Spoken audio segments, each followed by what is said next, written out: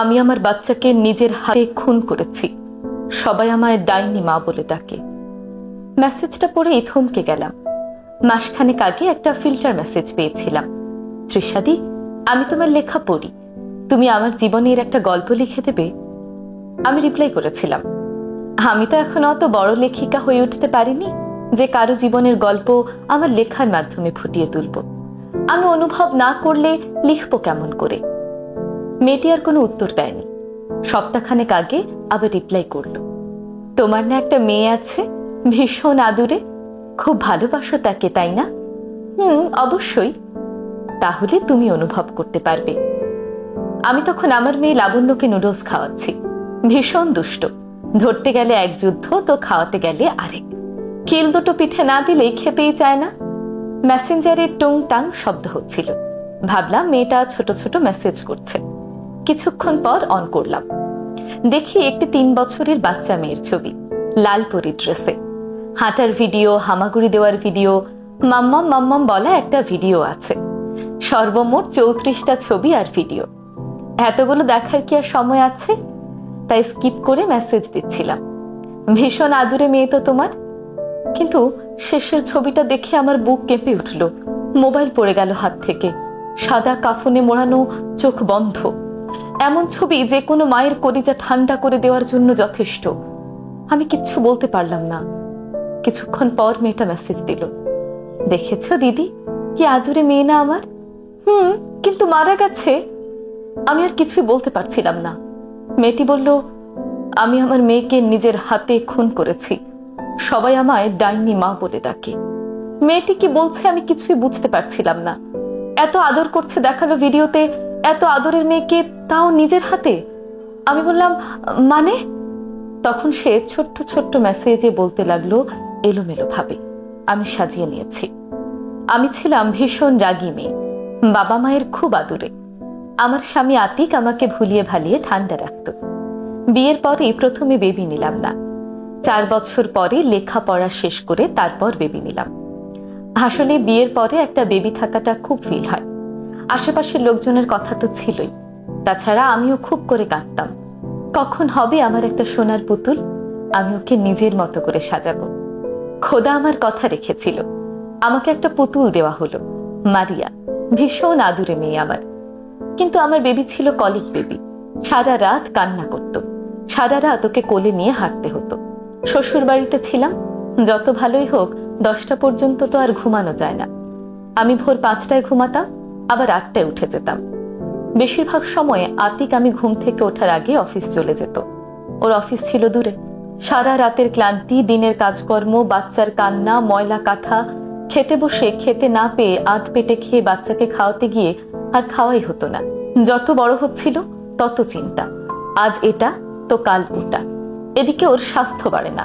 তারপর এলো খাবারের যুদ্ধ। এইসব কিছুর মধ্যে খেয়াল করলাম আমি আমার সবকিছু হারিয়ে ফেলেছি।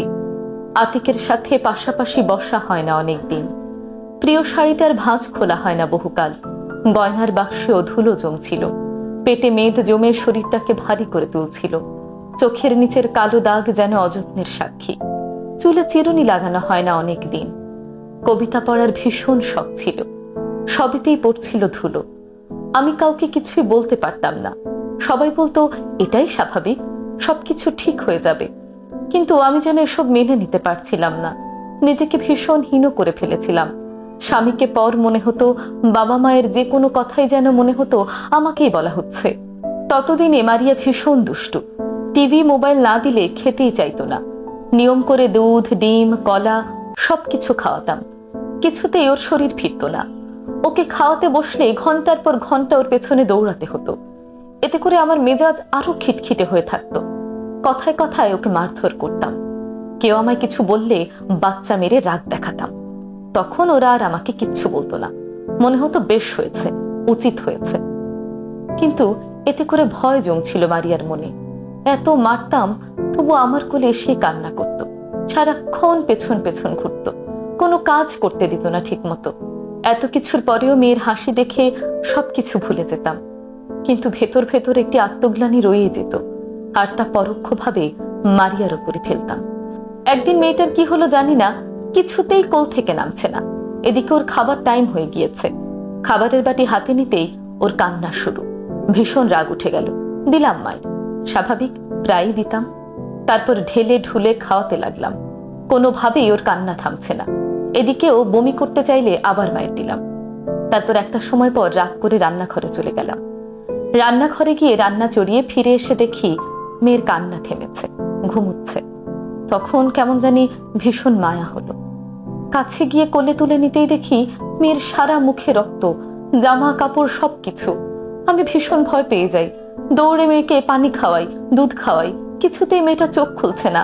মা সহ এসে অনেক চেষ্টা করি, কিন্তু কিছুতেই সায় দেয় না আমার ছোট্ট পাখিটা। ভয় পেয়ে হাতের কাছে যা ছিল তাই নিয়ে ছুটে যাই হাসপাতালে। তখনও বেঁচে ছিল আমার ছোট্ট সোনাটা, কিন্তু আর বাঁচবে না। খাওয়াতে গিয়ে আড়াআড়িতে কাঁটা আটকে গিয়েছিল গলায়। বমি করালে হয়তো বের হয়ে যেত, কিন্তু আমি বুঝতে না পেরে তার উপর আরো খাওয়াই, মায়ের দিই। কান্না করাতে ছিঁড়ে গেল নরম গলা। আমি দেখলামও না। একদিন না খেলে কি এমন হতো, বেঁচে তো থাকতো। এতটুকু বলতে গিয়ে আমার গলা কাঁপছে, চোখের কোণে জল জমেছে।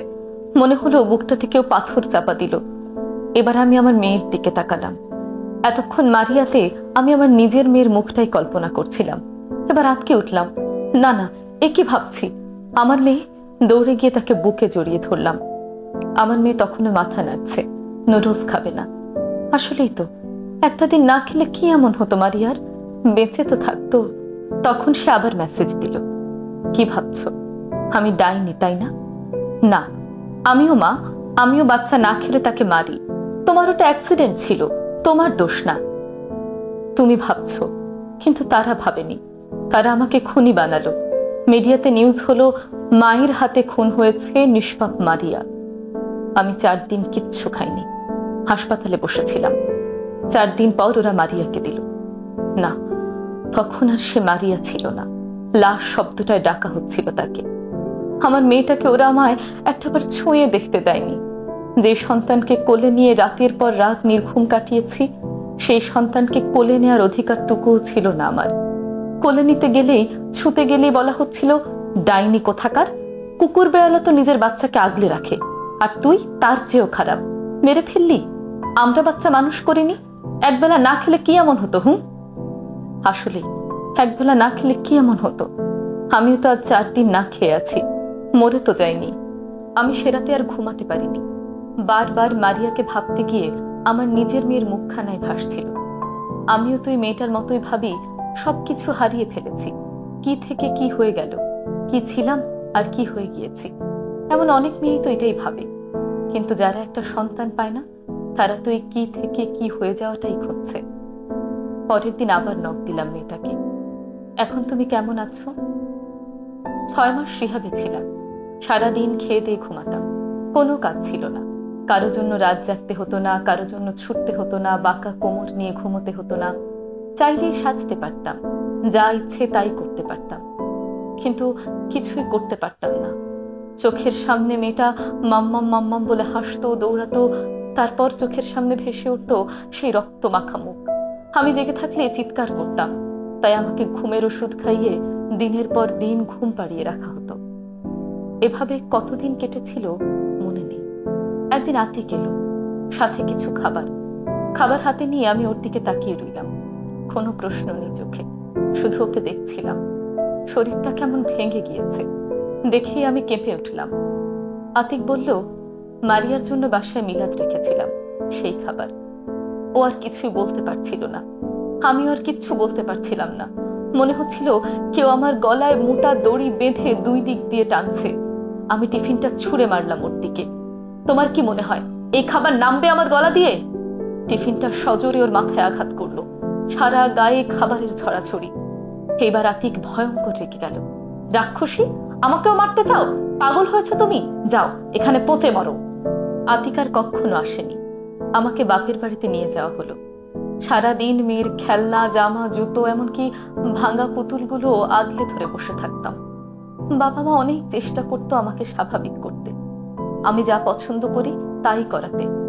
এখন তো আমার হাতে অনেক সময়, কিন্তু পারতাম কই বলো? মেয়ের সবকিছু মুছে দেওয়া হলো, জামা, জুতো, খেলনা সব লুকিয়ে ফেলা হলো। কিন্তু মায়ের মন থেকে কি কিচ্ছু মোছা যায় বলো? চোখ বন্ধ করলেই সে একদিনের পিটপিট করা চোখ, চামড়া ওঠা হাত, সবকিছু আমার চোখের সামনে ভাসতো। আমার আবার নিঃশ্বাস আটকে যাচ্ছিল। মেয়েটাকে কি বলবো বুঝতে পারছিলাম না। সে আবার বলল, তৃষাদি, আমি তোমায় এসব বলছি কারণ আমি চাই তুমি আরো অনেককে জানাও। কেন আমাদের মধ্যে এত হতাশা? সন্তান তো আমাদের, সময়ও আমাদের। আমরা চাইলেই সময় বের করে আমাদের শখগুলো পূরণ করতে পারি। এতে তো আমাদের সন্তানদের কোনো হাত থাকে না। কেন আমাদের মধ্যে এত গ্লানি? সবকিছু তো একটা সময় পর ঠিক হয়ে যাবে। বড় হলে তো ওদের আর কাছেই পাবো না। এই সময়টাই না হয় একটু নিজের মতো করে গুছিয়ে নিয়ে সন্তানের শৈশবটা। সারা জীবন সন্তানের আশায়, প্রার্থনায় হাত তোলা সেই হাতগুলোর কথা চিন্তা করলেই তো আর বাচ্চার গায়ে হাত ওঠে না। সারাদিনের কাজের ব্যস্ততায় গ্লানি না পুষে সবাই একটু আমার জায়গায় নিজেকে কল্পনা করে দেখুক না, কেমন কষ্ট আমার এই ব্যস্ততাহীন দিনগুলো। মেয়েটার সব কথা শুনে আমি আর কিছুই বলতে পারলাম না। তবে কথাগুলো যেন সজোরে একটা থাপ্পড়ের মতো এসে আমার গালে লাগলো। আমি ঠিক করি খাবারের জন্য আর কোনোদিন আমার মেয়েকে মারবো না। লক্ষ্য করলাম আমার মেয়ে মুখ থেকে খাবার ফেলে দিয়ে এক হাতে তার গাল আটকে ধরেছে। 2 বছরের বাচ্চা মেয়েও বুঝে গিয়েছে ও খাবার ফেলে দিয়েছে দেখে আমি ওর গালে এখন থাপ্পড় দিব। আমি কিছুতেই আমাকে ওই মেয়েটার জায়গায় কল্পনা করতে পারছিলাম না। তবে এবার আমার মেয়ের দিকে তাকিয়ে হেসে দিলাম। আমার মেয়েও হি হি করে হেসে উঠল। এবার দৌড়ে ছুটে গেল টিভির দিকে। কার্টুন দেখে আবার হি হি করে হেসে উঠল। হাসতে হাসতে আমার গায়ে ঢলে পড়ছে। আমি হেসে আবার খাবার দিলাম ওর দিকে। মেয়েও হাসতে হাসতে টুপ করে মুখে পুরে নিল।